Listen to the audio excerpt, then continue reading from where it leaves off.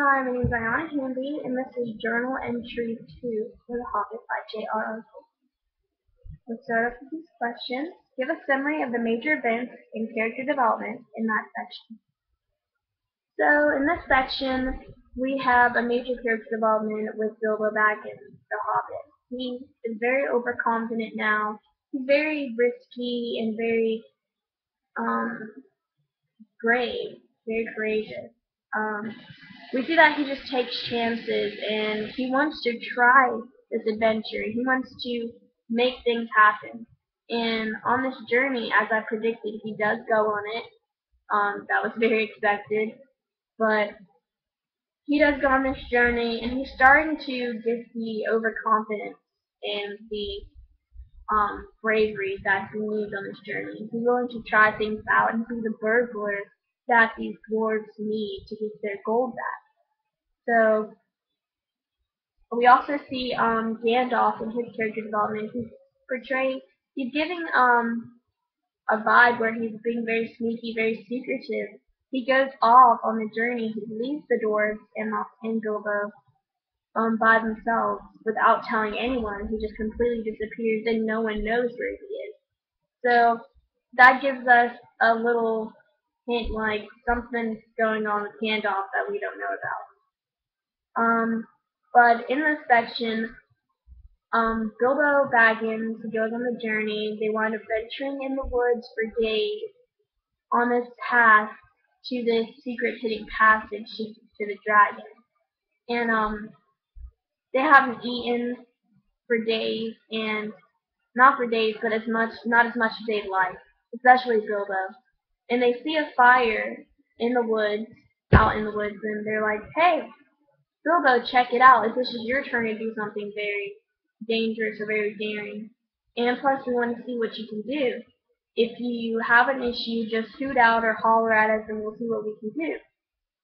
Bilbo immediately sees that three giant trolls named Tom, William, and Bert, and they are just getting finished from eating a huge meal, and Bilbo decides to be a very sneaky hobbit like J.R.R. Tolkien portrays these hobbits to be, and he just goes off and he takes risks of being the burglar. He tries to pickpocket one of the trolls, but it winds up getting the dwarves and Bilbo himself in a lot of trouble. And Gandalf is gone, the wizard, when they need him, and he's off somewhere, and they're just completely vulnerable.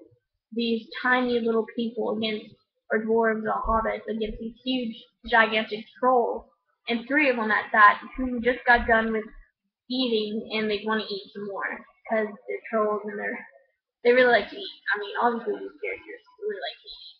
So yeah. So we have these trolls, and they see Bilbo, and they're like, "Hey, we should eat him, boil him, or fry him." And William's the more content one, like, "Hey guys, Bart and Tom, my troll friends, we can't eat this. We just got done eating this huge meal, and plus he's so small, it wouldn't be able to fuel all of our appetite anyway, so just let him go." But Bilbo kind of gives his friends away, and they kind of give themselves away as well. After not hearing from Bilbo for a while, they decide to venture off one by themselves, and the trolls catch every single one of the dwarves. And they get in an argument whether they should boil or fry them, literally, of how they should cook these dwarves. I mean, it's a silly argument to get over, but all they're concerned about is eating. So, once they are done arguing, Gandalf kind of sees that he kind of feels the presence like they're in danger. So for some reason he goes back and he winds up distracting the trolls and tricks them into thinking that they're talking with one another and gets them really confused and really Gandalf is the one talking, acting like each troll. So he distracts them until sunrise and daylight, which if they are caught out in the sunlight, they turn into stone, in which they do. So basically we have that little conflict, that major event throughout the story. They get into a little ruffle and buckle with these trolls in the woods and kind of gets them in a little trouble. So yeah, we figure out that Gandalf is very secretive and he wants to tell Bilbo that Thorin exactly, Bilbo overhears this, so we realize that there's a major character development in Thorin, the dwarf. He's closer to Gandalf than we would have thought. So I think he has more of an importance rather than the other dwarves, just in my opinion. And Gandalf goes off to Rivendell to talk to these elves or these people, and we don't know yet. He doesn't tell Bilbo. Bilbo's unaware of these people. He really wants to know, but Gandalf refuses to tell him. Either way, they find a key to these trolls' hideout, where they hide out if the sun comes out, and they wind up getting food and all this other stuff they need. So, next question. Comment on the style of the novel. Is it easy or hard to understand? The novel style is very interesting. Again, I'm familiar with J.R.R. Tolkien's work. I like the style. I like the whole fantasy fiction. It's nice to step out of your world, out of your human world, into this different realm where there's dwarves and elves and wizards. So it's definitely different, but it's definitely exciting and anxious to get into, and it really just makes me anticipate what's going on next. It's very easy to understand. Again, there are some words that stump me, and there are some things that stump me in general because this is a fantasy fiction and elves and hobbits. I'm not an elf or a hobbit, so I don't really know what's going on in their habitat or their life. It's very hard to pick up things. But again, I'm familiar with his work, so I do have some prior knowledge and I'm able to understand things with context clues and with just common sense. So,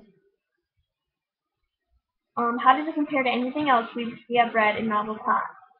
We have read As I Lay Dying by William Faulkner, and the reader had to interpret what was going on in the book because William Faulkner did write it drunk and it was very confusing, but overall you have an easy interpretation and comprehension of what's going on in this book. Again, it's very confusing for the reader if they're not familiar with J.R.R. Tolkien's work to step into this whole different fantasy fiction realm of elves and goblins and dwarves and all these other things. But that's a little different style. Instead of being human, you are a hobbit or a dwarf. And that is also another style of writing with Things Fall Apart. And here you're in this different ethnicity, this different background, and it's fictional, but they use non-fictional events to support this fiction novel. And in this book, you don't really have non-fictional events because you're in this world called Middle Earth, and I don't recall that being any non-fiction historical events happening in there. So that's also a different style of writing. So this is totally based on fiction or entertainment. So what message or main theme seems to be developing? There really is no clear message or main theme. I guess the fact that the moral of the story is to step out of your boundaries, to take risks, like Bilbo is doing, to get out of this familiar place that's similar to you, that you always done, go out and have an adventure and do things for you. But there really is no clear message yet, since we still are in the beginning of the book. And give specific quotes from the novel to show. Well, we do see predictions that are happening. We can see that there may be some more dangerous conflicts arising on their journey, that Gandalf might not be able to save them all the time. So we definitely see that. And we definitely see that Gandalf is kind of hinting on something. He headed all the way to Rivendell to talk to these people. So something must be very important on this journey. And why did he want Bilbo so desperately to be on it as well? So we definitely see some things coming up in the future. Describe any new characters. What is their purpose? The new characters were Bert, Tom, and William, and they didn't really have a purpose, but they just introduced them for, I guess, action and a conflict to arise in the woods to state that it's not very safe. And their purpose was basically to get tools, survival tools for these dwarves. They were getting very hungry and scarce on food, and they wind up going into their home or their shelter or wherever they hide out in the sunlight, these trolls, and they find weapons, they find food, blades, everything that they could possibly need, and more. Although it was very big for them, because these soldiers eggs, it's an immense amount of stuff. So these are things they're able to get by on. So definitely that was their purpose. So more food and more tools, and probably important tools in the future that these dwarves and the Hobbit and Gandalf survive off of. That was journal entry 2, and I'll see you later. Journal entry 3.